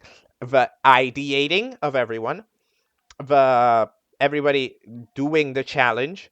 We got to see everybody do their turn roughly, right? I don't know what Almighty Low was doing, but they just happened to be right next to the host. So maybe they were trying persuasion or anything like that. But we got to see everybody do their piece of a challenge, which is nice. For example, in the last challenge, we didn't get to see everybody try to climb the freaking thing. We just saw Purple Juice climb it immediately, and then nobody else even got to go. But in this challenge, everybody got a little word in, which is very nice. So that was an excellent challenge, I must say. Episode 3 now. Clay got clayed. Alright, watch episode 3. Clay got clayed. You know what? The writing of the show is getting better. You know what? The writing is getting better. I'm genuinely liking the guys that they're doing here, like quite a lot. Like when Sushi says the final message after getting eliminated, and Clay just immediately just counteracts it, like the saying, "We, I want you all to win for me," and then Clay goes, "We can't all win for you." That is hilarious. Okay, to be fair, that's a good one. I'll give you that. But then yeah, Sushi's gone. The challenge is to get a present. So. But Grape Juice just so happens to have found the two presents conveniently before before the challenge. Just so happened, two presents were just there, chilling in the grasslands. As you do, To be fair, there's still a decent amount of conveniently going on. Like for example, like the tree that they chopped up in the last episode, the only tree that I have ever seen in this show, because they're just in a grassland with no trees, but. Yeah, they're still doing their thing. They eventually go hunted in while Almighty Low is searching for a present in the middle of the bushes. Grape Juice ends up handing it in first and gets it. Meanwhile, Almighty Low decides to steal it at the very last second from Clay. So that is the second time in a row that Almighty Low has stolen the thing to hand to the host at the very end, which yeah, well, if the strat works, it works. I can't lie. But Grape Juice is quite sad at the elimination of Clay. Then it's a vote to win. In my opinion, this should be hilariously obvious. I mean, not only did Almighty Low do a mean thing, they just are less interesting of a character and are also have the worst design of the two, because the Grape Juice actually is quite a pretty asset, while the Almighty Low isn't an asset, it's a JPEG, and Grape Juice speaks, Almighty Low doesn't. So personally, I think it's a clear-cut decision. But let's see what the viewers are gonna decide here. In episode 4, the winner gets what? Alright, and there we go, the finale. So, Green Speaker Box has a little PC, which is also a TV, which I don't know. So they have to fix it, which is, I guess, a random challenge that they do. Almighty Love just crashes into it, and it conveniently happens to work now. Which is cool. That challenge doesn't even matter. Like nothing gets earned. Almighty Love doesn't earn anything other than being able to find out that they lost. With 7 votes to 4, which is a total of 11 votes. So, good job, Grape Juice. You have successfully won. So now they have won the prize, and they ask if Almighty Love wants to get to McDonald's, which they do. I will criticize. This is the exact same ending joke as the last one. I do like it because it does end on a positive note. It also doesn't make too much sense when you consider that Grape Juice did just earn food. like like that's already what they earned. So why would you want to go eat at a different place? I mean, at that point, what was the point of the prize? No, but yeah, good job, Grape Juice. You are definitely the best character as far as writing in this 30% object show. Why is it 30%? I never figured that out. To be honest, I never figured it out why it was 30%. I mean, I don't even know what ultimately even meant, but 30%. No, I just don't know. And now it's time for, well, the latest season, which is titled TUOS Flip Out. The first episode is titled Climb for the Win. Let's go. Okay, so that is the start of the third season, Flip Out. So Orb has no contestants, so they need to find some contestants. But then they just so happen that They find Gem and the photo just talking about, well, of course, they're doing the first quote of BFDI. You know, this entire season just gives me way more BFB inspired vibes than before. Um, just kind of the way it's structured, you know, like the final screen with the song, with the voice talents there on the screen and the little cloud. You know, usually that's when that matters, and not when every character is voiced by the same person. Just said, but either way, and then like the post credit scene at night usually is like a BFB thing. But yeah, Orb has some contestants. I do got to point out that the fact that how does Orb know that that second season happened? You know, that's I don't think that's a thing in lore, right? Because like, how would Orb know? Because Orb wasn't there at all, like even remotely. How is that second season even canon? It's not even called the Ultimate Object Show. Like, I understand it's the second season to you, but how is it the second season to Orb? You know, like it's kind of hmm. The intro itself is also quite good, to be honest. Yet again, we've got a pretty cool set of contestants. We got the Beanbag, Gem, and Photo, which are buddies. The Mini Balls, which are sort of, I guess, a spiritual successor to the Pirate Balls from Nevertime. And then Boot. So the challenge is to get to the top of the tree. I've not seen that before, but eventually they all find a ladder. Okay, so hold on. So Gem and Photo work together. Boot just walks over. Meanwhile, the freaking what is their name? I'm so sorry. The Beanbag and the Mini Balls end up working together. The Beanbag and the Mini Balls decide to climb the ladder. The Mini Balls get up there first to the top of the tree, and they're all happy. So the Beanbag is coming in. However, the Boot first kicks out before they can get there. Oh no! But then the springiest photo on the planet. That is not how that usually works. What? You know, like, but and Gem ends up getting there. You know, I've never seen a photo that acts like a trampoline. Usually those are like rigid, solid, right? Because you're supposed to go like go on a wall. But all right, then that means that the other fella's up for elimination. Theoretically, Boo, in my opinion, should be pretty obviously eliminated, but we'll have to see. The post credit scene is also quite nice with them. It's well timed, their conversation between the mini balls. I like it. This fella is surprisingly good at writing characters that are multiple mini balls. I don't like that's one of your strengths, I guess. Good job. Yeah, pretty cool episode. It's an improvement on the first and second season. Episode 2, Race to the Island. Okay, I just watched episode 2.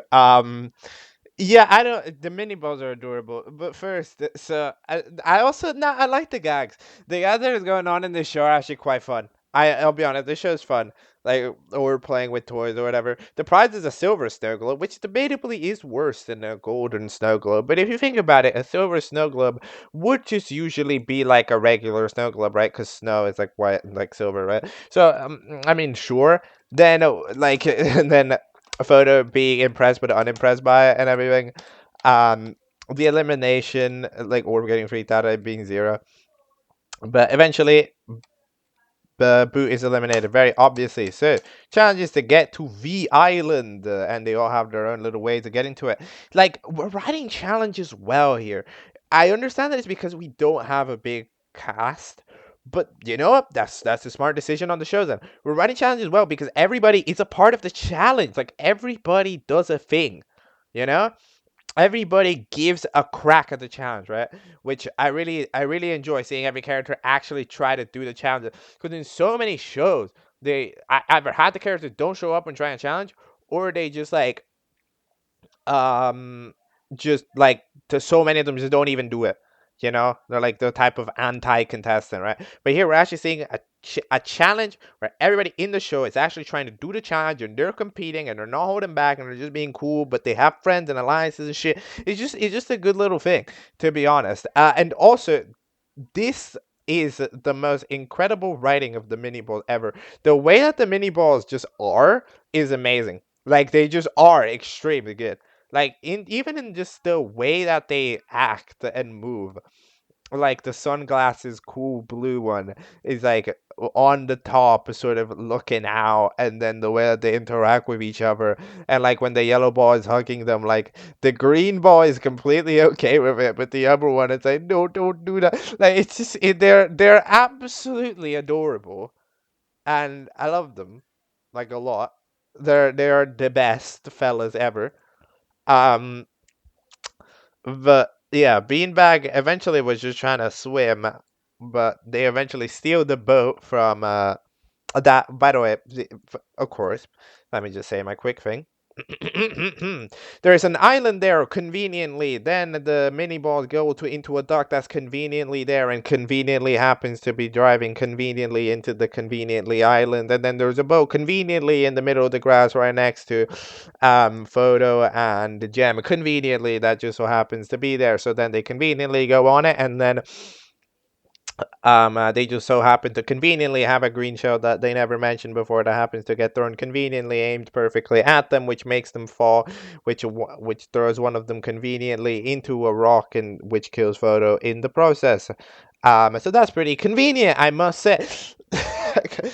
There's still a lot of conveniently happening in this show, but it's at least more masked. Like I'm thinking about it less because it's just fun. But either way, this time the Beanbag and Mini Balls Alliance successfully wins, so I'm happy for them. But that means that the duo of Photo and Gem are both up for elimination. My prediction: Gem gets eliminated. However, I genuinely just have no idea. There's no post-credit scene this time, which I find slightly unfortunate. However, let's head into episode 3, Moon Maddness with 2 Ds. All right, I just watched episode 3, Moon Maddness, and so the mini balls are there just chilling, hanging out, having fun, throwing rocks, and then the blue one throws better than anybody. But in fact, they throw so strongly that they freaking crack the moon into and break 3 pieces of it, bruh. So then the moon is broken for a little bit, which means that it's very dark, but we do the elimination. Photos out, so I'm actually incorrect. Gem is very sad about it. Great voice acting on Gem being sad, by the way. Really done. But Photo goes like, yo, you can win, but then Gem's all sad about it until they think about it. So then they go like, I will find the pieces. And it just so happens that one of them is convenient. Right next to her, there's also a second one, which she finds that we don't even get to see. So that's pretty convenient. And then the third one, which, yeah, over in the mountains, Beanbag and the fella and the mini balls end up getting happens to just conveniently fall off the tree conveniently right next to her. So good job, Gem, for winning. But the mini balls are so cooked. No, they're so getting eliminated. Can we eliminate just the blue one, please?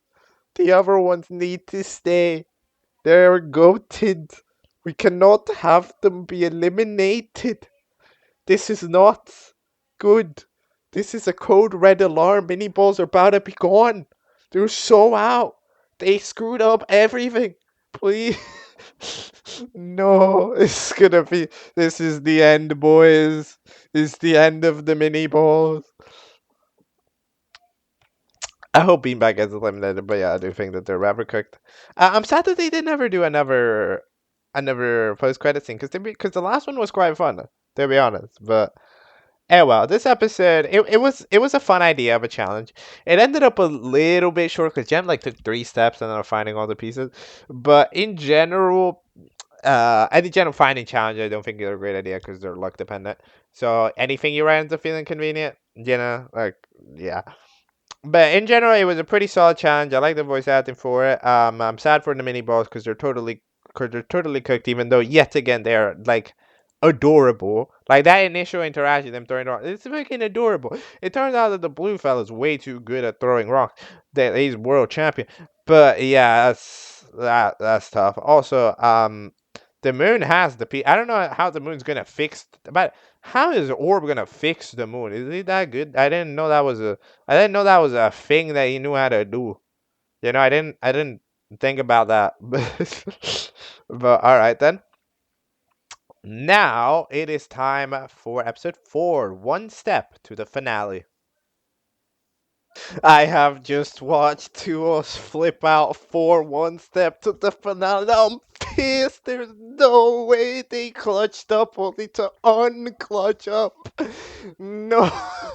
Mini Boss, the best character of all time, has been eliminated on a tiebreaker number increase for no reason. Conveniently, this is so sad. No, they fucked up everything and still tied. They broke every rule of elimination. They literally lost. They caused the bad thing to happen. They caused their team to lose. And within all of that, they still nearly didn't get eliminated. They were so close to the greatest clutch up in object show voting history. But no, Orb, you are an op now. You are my op. You are the op. There's no way you gonna do that to my fellas. I am emotionally invested in this show. Good job. Okay. But yeah, so eventually we have a voting here to the end now. I'm curious. We've had a voting to win for the last two seasons. When in season one we did it, which I thought was pretty interesting. Because I mean, when you write a the thing like season one, I'd usually debate that sometimes that is better, right? Because you can more properly feel like a winner is earned. That is always the thing that Object should have struggled with, because like a voting ceremony isn't exactly the most fire way to find out a winner. Usually you like to find out a winner to have challenge and stuff, but a lot of the time it feels unfair to do a winner like that because right the viewers don't get a say in it. Because like if the viewers have had a say in everything, right? Why are we letting the writer decide the winner now? But it's like, I think it's cool. I would have personally, um, maybe tried out to continue, especially now that the challenges are better and more interesting. We could have potentially done a finale where the viewers don't decide. To be honest, would have been interesting. But my boys, the god, no. Beanbag, what are you? Whatever. Let's head into the final episode of TUOS Flip Out, which is going to be the final video that we look at today. The grand finale. Let's go. Let's watch it. And let's talk about it. Alright, I just watched the finale of TUOS Flip Out, and that was pretty cool. So first you got to see where the eliminated contestants go. They go to like the reverse version of the anti-lands. It looks exactly the same, but it's grayscale. So fair enough. I mean, I find it funny when the second to last eliminated contestant goes there, because it's like they must have been there for like 3 seconds if you think about it before they're brought back for the finale. But either way, they all get brought back. We have the intro playing, and then we have a contesting crowd. We have recommended characters. Look at you. Look at that. We went from having one vote to having a crowd of recommended characters. I think that you gotta admire how far we've arrived from the original TUOS. I'm not gonna lie, but yeah, we got some recommended characters, which some of them are pretty cool as well. But eventually we end up discovering the winner, which is Gem. Good job, Gem. You won. I do personally believe that the undecided voters voted for Gem because Gem didn't cheat and eliminate the best character, the mini balls, by tying, and then Orb showed favoritism. Gem didn't do that. But I mean, Beanbag didn't do that either. Orb did that. Can we eliminate Orb? But Orb did that, but then it feels unfair because Beanbag survived, and it's like, you shouldn't have been here because the goats got eliminated. But anyway, but yeah, good job. Gem eventually wins. Oh, I also think that Gem, had the whole emotional thing, like, you gotta win for us, for photo, from a few episodes ago. So it did kind of feel right, more right, because okay, technically they did say the mini ball did say the same thing to Orb, No, no. They say the same thing to Beanbag. However, it was like last second, right? So they couldn't quite properly solve it. But eventually, right as Orb is about to give the Silver Snow Globe, Cockroachy, the villain, who conveniently appears. Apparently they are back, which implies that they existed before. Now, they did show up in the post-credit scene last episode, but I've never seen them in a different, like, not in the past season, not in the first season, not in this season, over the last episode. So I don't know how they would have come back, personally, is the main thing that I'm kind of doubting. However, in general, I'm sort of just, yeah, I don't really know where they came from. Maybe they came from somewhere, maybe they didn't. However, it's probably got to be another show, to be honest. Maybe they come from another show, or they're just there's a backstory that we don't know. But either way, they're tries to launch in to save them. It's absolutely destroyed. But then Gem has repellent. From where? I don't know. But should I say the word? Conveniently, conveniently has bug spray on her because yeah. So then everybody calls her a hero, and then now she feels more like a deserved winner. That's pretty cool. And then Orb just disappears. Boop. And now everybody just gets to chill out and go to the movies, which is yet again a final little line that we're taking in for every season. I mean, at that point, it's just like it's just tradition. It just ends up as tradition, which is pretty cool. Now, I can't lie. I do hope that one day we do actually get to see them do whatever they say they're gonna do at the end. They're like, we'll get McDonald's, and then there's a shot of them at McDonald's. I think that'd be fun, or a shot of them at the movies. That'd be cute. But then we end up getting a post-credit scene after the long credits of Beanbag seeing a meteor or shooting star or whatever. And then that was it. It was nothing, but hey, it gives us a good setup for a meteor to, I don't know, crash in and give us something to look forward to for a potential fourth season. But yeah, I mean, this show's pretty solid. I like the jokes in it.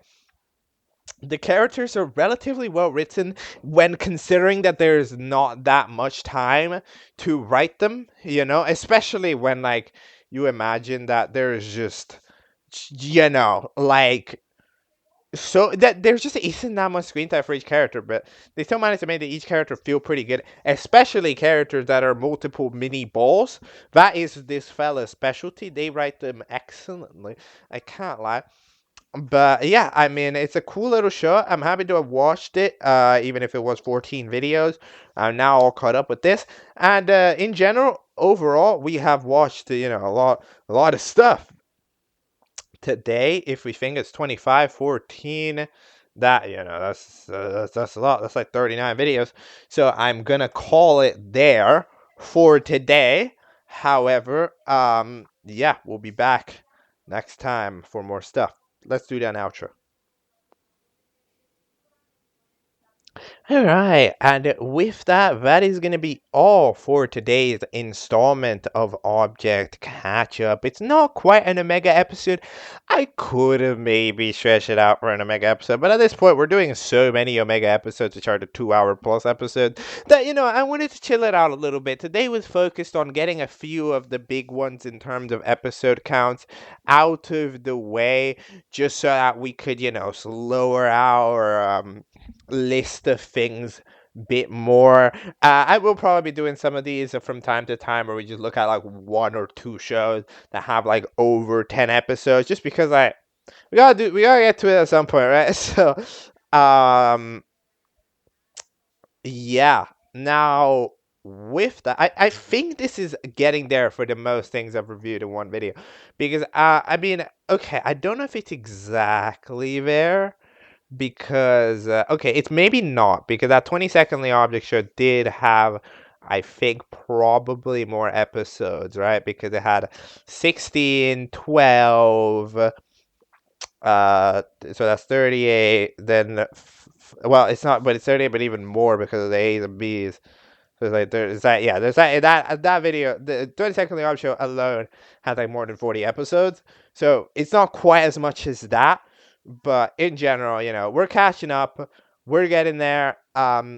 We'll be back tomorrow, of course, for more stuff. Hopefully, try to get some stuff out there and done or talked about it.